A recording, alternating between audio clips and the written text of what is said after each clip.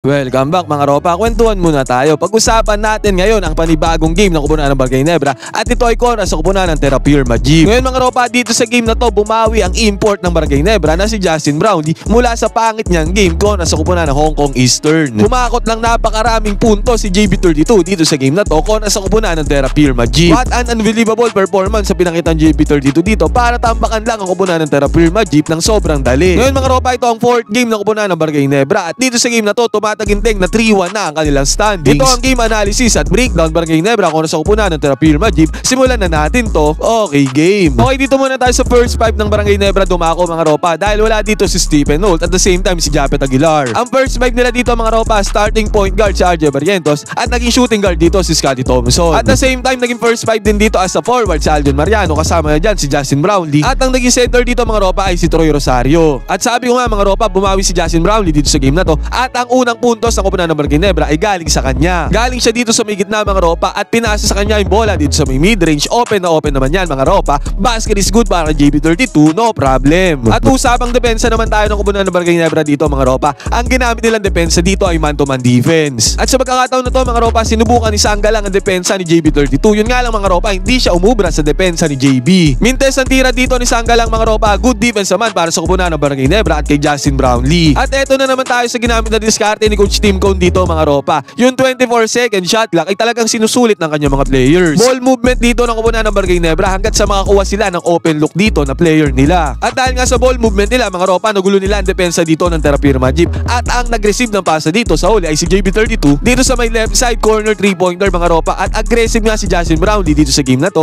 Pinukol niya ang 3-pointer na yan. Again, pasok na naman ang tira ni Justin Brownlee. Basket is good. At ang depensa nga ng Barangay Nebra mga ropa is man-to-man defense. At the same time, nagsisend sila ng rotation at help pagka may player ng Terrapure Majib na sumusubok pumasok doon sa may paint nila. At ganun nga nangyari dito mga ropa, kahit man-to-man defense sila, na pressure nila yung pagpasok dito ng Kupunan ng Terrapure Majib. At nagresulta yan mga ropa, still ng Kupunan ng Barangay Nebra, good defense ulit para sa kanila. Ayun mga ropa, ang masasabi ko sa Kupunan ng Terrapure Majib base sa pinakita nila sa performance sila dito sa game na to. Para sa akin mga ropa, ang hina ng Kupunan ng Terrapure Majib, pansinin natin dito sa magkakasunod na possessions nila. Dito tira ni Kevin Ferrer sa may top of the key 3-pointer mga ropa, mintes ang tira na yan ni Kevin Ferrer. At sinundan pa yan ng another 3-pointer naman, this time si Stanley Pringle ang pumukol dito sa may top of the key din. Mintes din ang tira na yan ni Stanley Pringle. Kaya ako nasabing ang hina ng Kupunan ng Terrapure Majib dahil kung napanood nyo tong game na to mga ropa, ang daming 3-pointers sa kanilang pinupukol. At the same time mga ropa, yung possession nila parang laging walang direksyon. Kaya lagi silang naagawan ng Kupunan ng Barangay Nebra. Ang kanilang mga tira mga ropa, puro baldog din. At the same time yung import din nila ay para sa akin hindi kasing maaasahan ng ibang imports ngayon sa PBA. O baka naman malas lang talaga ang Terrapure Majib dito sa game na to kung nasa Kupunan ng Barangay Nebra. Ano ang inyong opinion mga ropa? Samantalang sa kabilang banda naman mga ropa, nakapukol si RJ Barrientos ng 3-pointer.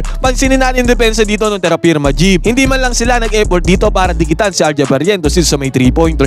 May pagka-shooter si RJ Barrientos mga ropa. Kaya talagang pinagbayad sila ni RJ dito sa may 3-pointer na to. Pasok ang tira ni RJ, basket is good. At ito pa mga ropa, sabi ko nga sunod-sunod na possessions dito ang Kupunan ng Terrapure Majib. Mintes na naman ang tira nila dito sa 3-pointer. At another one pa dito mga ropa, again possession ulit nila. Kitang-kita natin na may bantay doon sa may ilalim, doon sa may papasahan. Pero still pinasa pa rin ang Kupunan ng Terrapure Majib doon sa may loob na obviously na may defender doon. Kaya ang tendency outcome nito mga ropa, ang daling steal ang nagawa dito ng Kupunan ng Barangay Nebra. Walang kahirap-hirap, parang pinasa yung bola sa kanila. At yung turnover na yan ng Terrapure Majib mga ropa, nagresulta sa transition open sa Kupunan ng Barangay Nebra. Fast break. Open na naman si Scottie Thompson dito sa may 3-pointer. Poor offense na nga sa Kupunan ng Terrapure Majib. Poor defense pa ang kanilang pinapakita dito. Pinagbayad sila ni Scottie Thompson sa 3-pointer. Pasok ang long range bomb ni Scottie Thompson. Easy money, no problem. Pagkatapos ito mga ropa, again possession ulit ng Kupunan ng Barangay Nebra dito. Ang ganda ng ginawang pasa ni Aljon Mariano dito kay Justin Brownlee doon sa may loob. At ang resulta niyan mga ropa, walang kahirap-hirap sa trabaho si JB32. Easy 2 points, walang bantay, basket is good. At sa pagkakataon na to mga ropa, first quarter pa lamang, 15-7 agad ang score. Makikita natin na lumalayo agad sa score ang Kupunan ng Barangay. At ito na naman mga ropa, another one, sinubukan na naman ang Kupunan ng Terrapure Majib ang depensa dito ni JB32. Pero dito nga sa game na to mga ropa, aggressive ang isang Justin Brownlee. Mapa-opensa man yan at depensa at hindi nga umubra dito ang ginawa ng Terrapure Majib against sa kanya. Still ang naitala ni Justin Brownlee against dito sa Kupunan ng Terrapure Majib. At doon sa may kabilang banda mga ropa, tinusubukan talaga ni Justin Brownlee na maging aggressive dito as possible dito sa game na to. Pero mintes naman ang kanyang tira dito sa may left side corner 3-pointer. Dito mga ropa, pinapakita ko lang na kahit na nagmimintes ang tira ni JB32,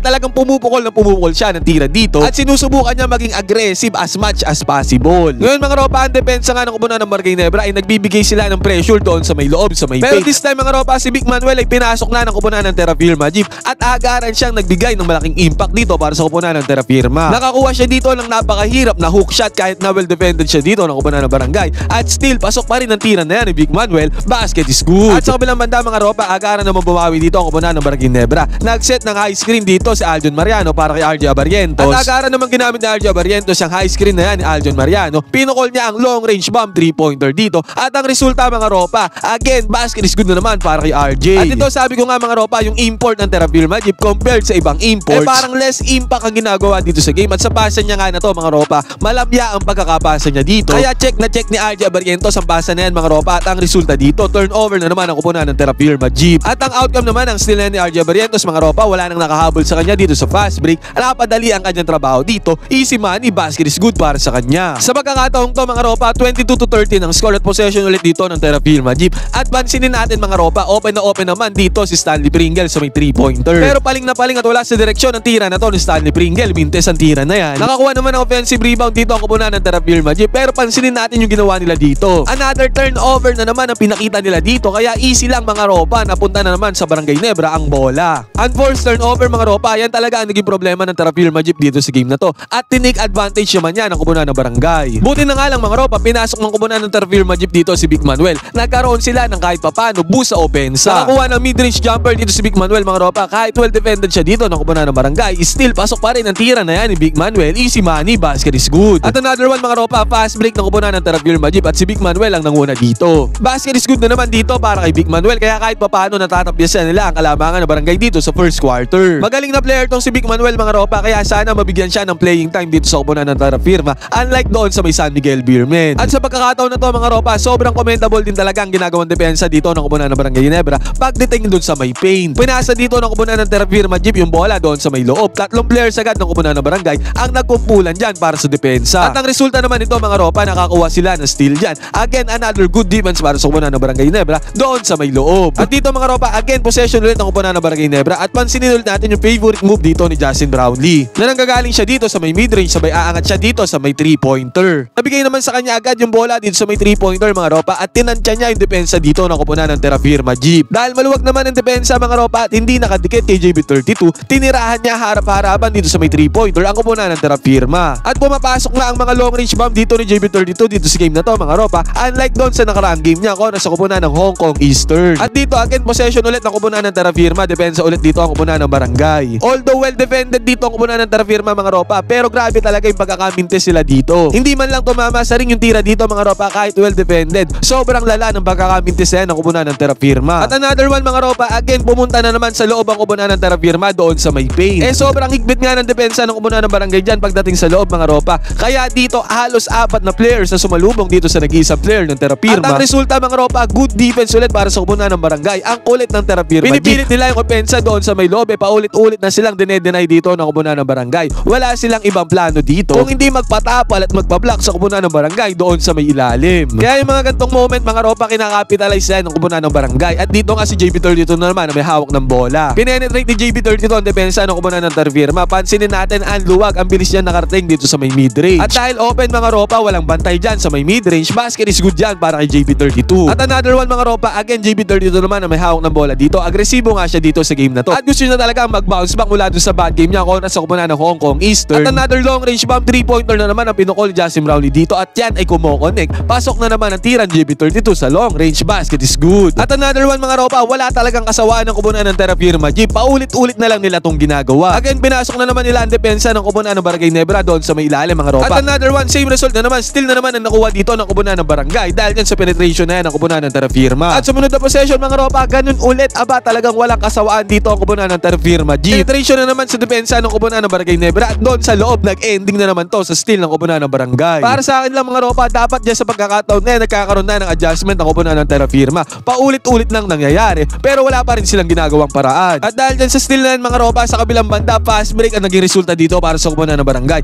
at binangunahan niya ni Justin Brownlee. Beast mode nga si Justin Brownlee dito sa game na to mga Ropa. Easy 2 points agad na nakuha niya dyan dun sa turnover ng kupunan ng Terra Firma. At another one mga Ropa, perimeter defense na naman ni Justin Brownlee dito sa may ibabaw. At again nakakuha na naman siya ng steal dito kontra sa kupunan ng Terra Firma. Napakagandang depensa talaga ang nilalaro ng kupunan ng Barangay Ginebra dito, napaka-effective nung depensang mayroon sila kontra sa opensa ng kupunan ng Terra Firma. At nung depensa na to mga ropa, outcome nito again, fast break na naman ni Justin Brownlee doon sa may kabilang banda. Easy 2 points na naman na nakuha niya dito para sa kanyang kupunan, basket is good na naman. At babawi sana dito ang kupunan ng Terra Firma Jeep mga ropa, yung import, yun nga lang mintes ulit ang tira niya dito sa may mid-range. At well contested shot din naman yan para sa kupunan ng Barangay Ginebra. Again, good defense na naman para sa kanila. At sa sumunod na possession ng kupunan ng Barangay mga ropa, pasa ni Scottie Thompson dito sa may right side corner 3-pointer ni Arja Barrientos. Wala nang play to mga ropa, in-step backan lang ni Arja Barrientos yung kanyang defender. Napakagandang galaw mga ropa, at the same time napakahirap na tira niyan para kay Arja Barrientos. Pero still pasok pa rin ang tira niya ulit dito sa may long range. Yung mga 3-pointers dito ng kupunan ng Barangay Ginebra ay talagang kumokonek, unlike doon sa game nila sa kupunan ng Hong Kong Eastern. At dito mga ropa, si JB32 naman ang pasahan dun sa may right side corner 3-pointer. Open si Justin Brownlee dito mga ropa, pero hindi niya tinake ang 3-pointer na yan. Bagkus sinatake niya ang depensa ng kupunan ng Terra Firma Jeep, at nakakuha naman siya ng easy 2 points dito kontra sa depensa ng kupunan ng Terra Firma. At dito mga ropa, off the ball play mga ropa, pansinin natin yung high screen na sinet dito ng kupunan ng Barangay Ginebra para ma-open si Justin Brownlee dito sa may 3-pointer. Kuha agad sa screen na to yung defender ng kupunan ng Terra Firma Jeep mga ropa, dalawang players sila ang nakuha dyan sa screen na yan. No choice nga dito sa Stanley Bringal mga ropa kundi mag-close out dito kay JB32 sa may 3-pointer. Pero huli na ang lahat mga ropa dahil naipukol na ni Justin Brownlee ang 3-pointer na to. At again mga ropa, pasok na naman ang 3-pointer na to na kupunan ng Barangay Ginebra. Basket is good para kay Justin Brownlee. At sumunod na possession dito ng kupunan ng Barangay Ginebra mga ropa, ang duo ni Arja Barrientos at Ben Adamos ang pinairal dito. Nagset ng pick and roll play dito ang kupunan ng Barangay Ginebra, at si Ben Adamos ang nagset ng screen dito kay Arja Barrientos. Kuha ni Arja Barrientos ngayon ang defenders sa kupunan ng Terra Firma Jeep, at rumol na si Ben Adamos papunta doon sa may ring. Walang close out dito ang Terra Firma Jeep doon sa may paint mga ropa, kaya ang dali lang na pinasa dito ni Arja Barrientos yung bola kay Ben Adamos, at agaran naman nakapuntos dito si Ben Adamos mga ropa. Easy sa kanya dyan ang basket, no problem para kay Ben Adamos. At sa pagkakataon na mga ropa, tamba ko lang kupunan ng Terra Firma Jeep. Nagtapos ang game, nagtala si Justin Brownlee ng tumataginting na 49 points. Tumataginting na 49 points mga ropa, ang laki nun. Talagang nakabawi siya mula doon sa negative performance niya sa kupunan ng Hong Kong Eastern. Nagtapos naman ang game sa score na 114-98. Tamba ko lang kupunan ng Terra Firma. Ngayon mga ropa, ano masasabi nyo dito sa game na to ni JB32 at the same time sa defense ang ginawa nila kung sa kupunan ng Terra Firma Jeep? Ang ganda. Pwede kayo mag-comment dyan sa baba ng inyong opinion. Magkwentuhan tayo.